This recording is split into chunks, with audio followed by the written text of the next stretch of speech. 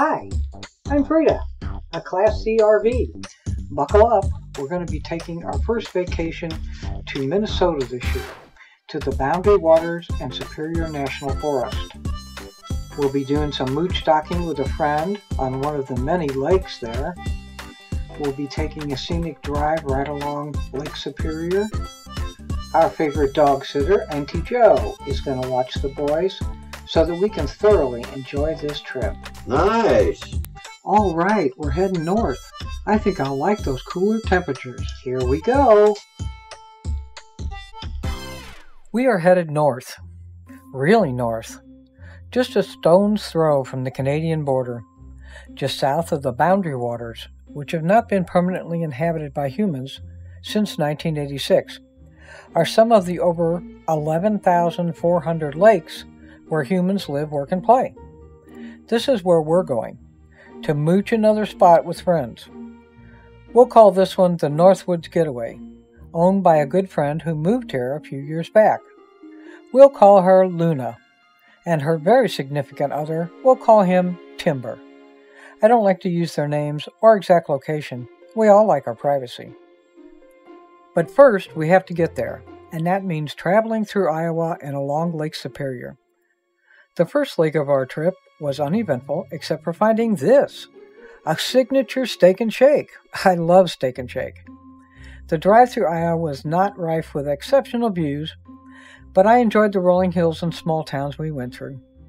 We encountered a lot of smoke, and that led to burning eyes on my part. We stopped at a Love's Travel Plaza in Waterloo, Iowa, hoping to boondock for the night, but the RV spots were full of over-the-road trucks. Bummer. We ended up at a Walmart parking lot.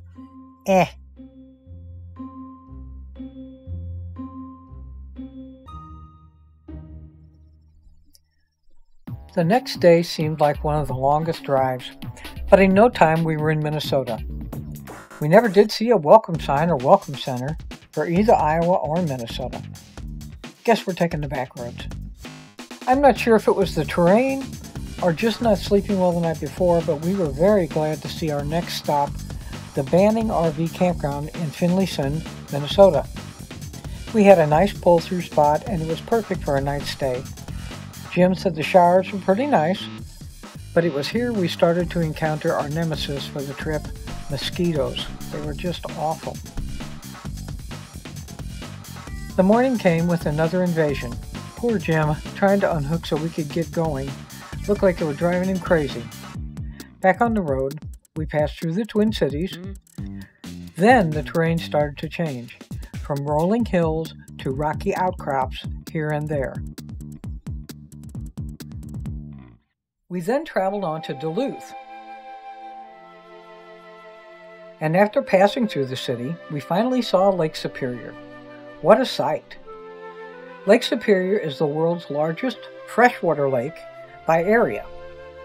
It is also the coldest and deepest of the Great Lakes, with a maximum depth of 406 meters. That's 1,332 feet. It is a popular tourist destination for those looking to experience the wonders of the 917 miles of Lake Superior shoreline. Fed by 9 rivers, it drains into Lake Huron through the St. Mary's River. Ichigami is the name the Ojibwe people gave to this sacred lake. We stopped several times along the lake shore, first at Gooseberry Falls. This is a great stop, and it's a short hike to the falls.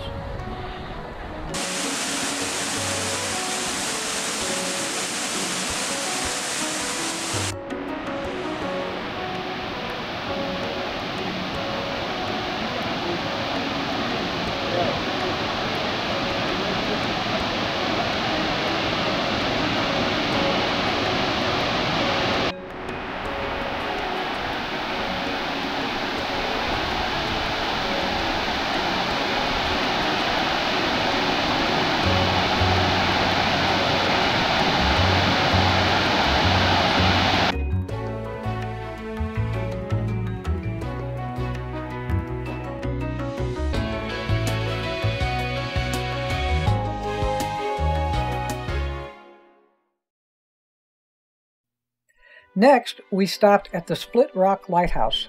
Very beautiful and interesting. I had no idea how many wrecks there had been in the Great Lakes, Superior in particular. We learned about the significance of Superior to the Ojibwe people and how they strive to protect their Great Lake, Gichigami. This lighthouse itself is interesting, but those who worked the lighthouse lived in these homes. They were made to withstand everything. Built with 3 layers of brick walls, with an airspace in between, they stayed warm in the harshest of winters.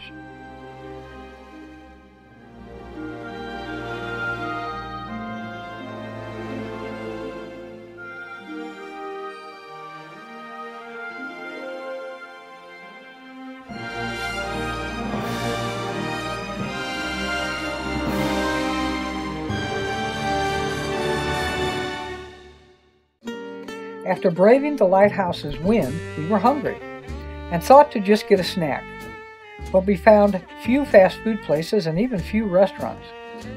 Google told us there was one last place, the Northwoods Family Grill in Silver Bay. Hard to find and located in a strip mall, we experienced some fabulous burgers and great service. It's a good idea to get there at the time we unknowingly did, between lunch and dinner. Otherwise, the place is packed and there's a half-hour wait just for a table.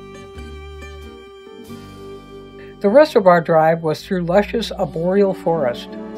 It was here we noticed the horrid die-off of the beautiful spruce trees, thanks to the spruce budworm. This parasite is responsible for defoliating 94,000 acres of Minnesota forests between 2010 and 2014 and is still very evident in the area.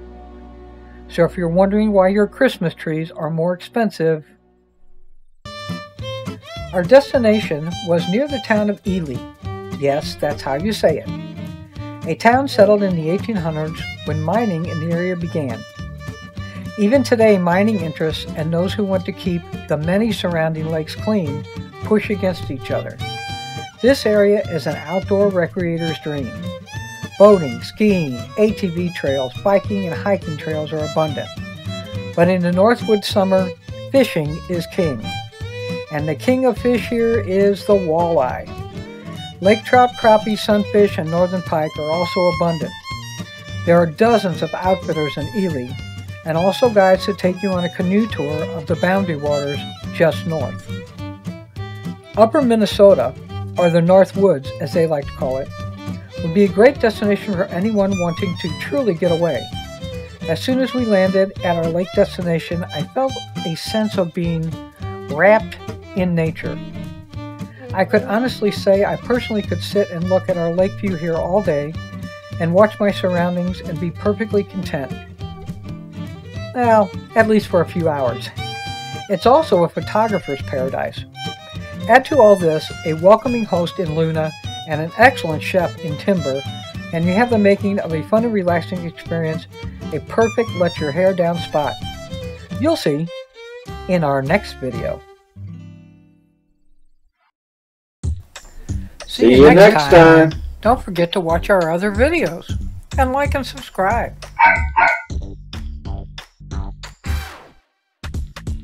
Thanks for watching. Click the red button to subscribe. Click the thumbs up below to like. Click the bell to be notified of our next video. And share, share, share.